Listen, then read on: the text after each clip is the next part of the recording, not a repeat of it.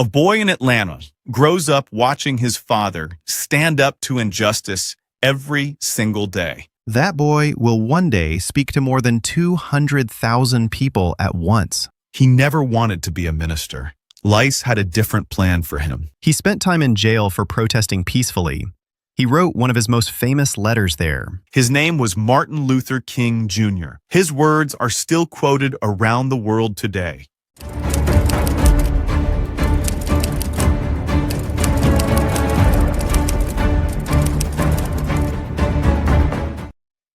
Atlanta, Georgia, January 15th, 1929. A baby boy is born. His parents name him Michael King Jr. His father is a Baptist preacher. His mother is a former school teacher. A few years later, his father travels to Germany and learns about a reformer named Martin Luther. Inspired by him, his father changes both their names, from Michael to Martin. Young Martin grows up on a street in Atlanta known for successful black families and businesses. But outside that street, the wider world treats him very differently because of his race. Even as a child, Martin notices the unfairness around him. Separate schools, separate seats, separate everything. He is a sharp, gifted student, and teachers notice it quickly. One early memory stays with him for life. A white childhood friend's parents stop allowing the boys to play together. It's one of his first real encounters with how deeply segregation shapes everyday relationships. At home, his father refuses to accept disrespect from anyone, regardless of race or status. Martin grows up watching his father stand firm again and again, even when it carries real risk. Martin skips grades in school. By the age of 15, he is ready for college. He enrolls at Morehouse College, the same school his father and grandfather once attended.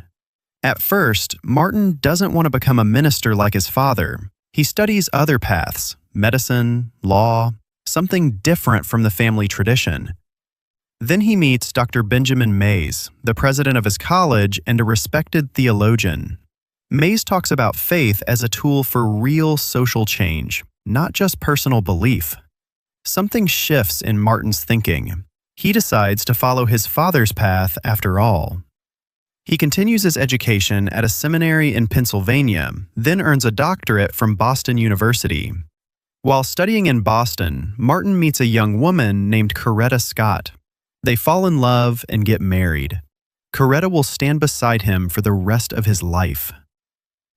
In 1954, Martin becomes the pastor of a Baptist church in Montgomery, Alabama.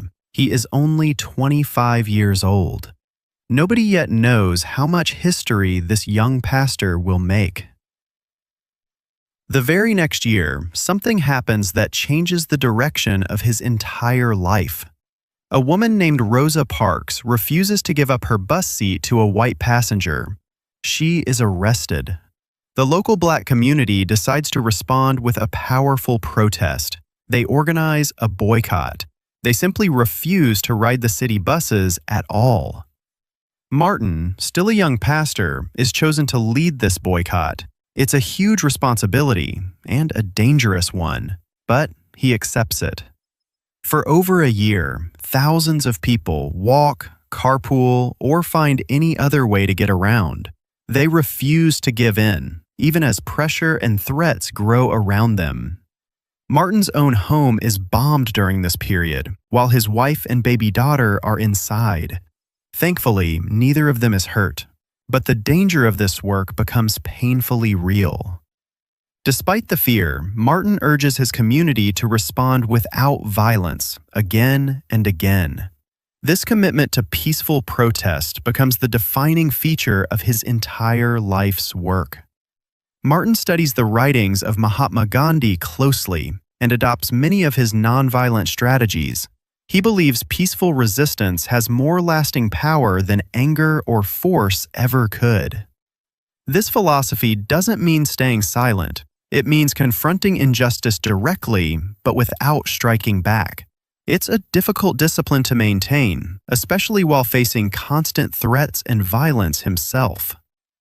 Eventually, the boycott works. The courts rule that bus segregation is unconstitutional. Martin Luther King is now a national name at just 26 years old. In 1957, he helped start an organization called the Southern Christian Leadership Conference. Its goal is simple but enormous: end segregation across the entire country, using peaceful methods only. Not every campaign succeeds right away. In 1962, a protest in Albany, Georgia, struggles badly. Local officials handle it cleverly, avoiding the dramatic confrontations that usually draw national attention.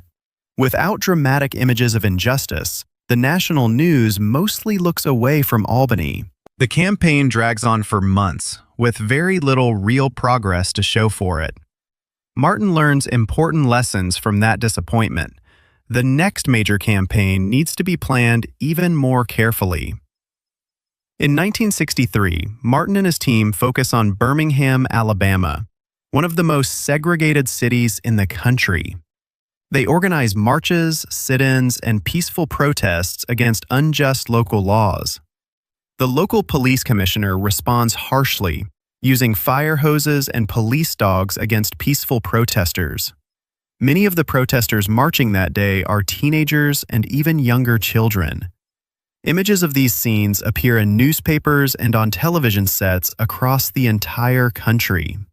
For many Americans who had never witnessed this kind of treatment, it becomes impossible to look away.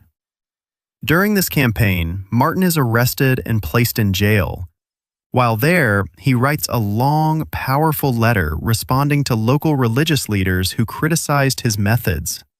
That letter becomes known as the Letter from Birmingham Jail. It's still studied around the world today. In it, he argues that waiting patiently for freedom is not the same thing as justice. Television cameras capture harsh scenes from the Birmingham protests, and the footage shocks the nation. Public opinion across the country begins shifting strongly in support of the civil rights movement. Later that same year, on August 28, 1963, Martin leads an enormous march in Washington, D.C. More than 200,000 people gather peacefully near the Lincoln Memorial. Standing on those steps, Martin delivers what becomes his most famous speech. He describes his dream of a future where people are judged by character, not by skin color. Parts of the speech are written in advance, but near the end, Martin moves away from his notes. Many historians believe the most famous lines were largely improvised in that very moment. He repeats the phrase, "I have a dream," again and again, building towards something powerful. The crowd responds with growing energy, calling back to him as he speaks. The speech and the entire march become defining moments of the civil rights movement. A year later, in 1964, Martin receives the Nobel Peace Prize. He is the youngest person to ever win it.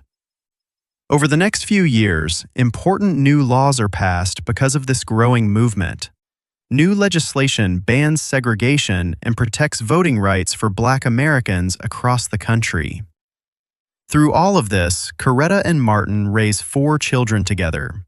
She supports his work constantly, while also becoming an important activist and public voice herself. Martin is arrested nearly 30 times throughout his life for his peaceful protest work.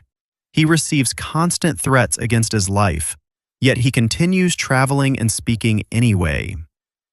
But Martin doesn't stop there. His focus begins expanding beyond the South. He starts speaking out about poverty, unfair housing, and economic inequality affecting Americans everywhere. He also speaks publicly against the Vietnam War, a controversial decision at the time.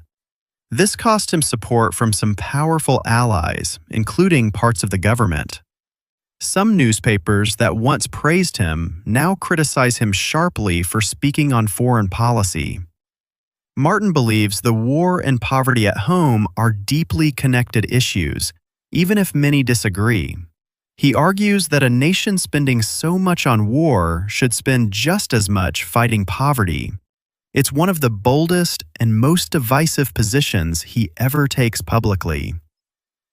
Despite the criticism, Martin keeps pushing forward with a new plan, the Poor People's Campaign.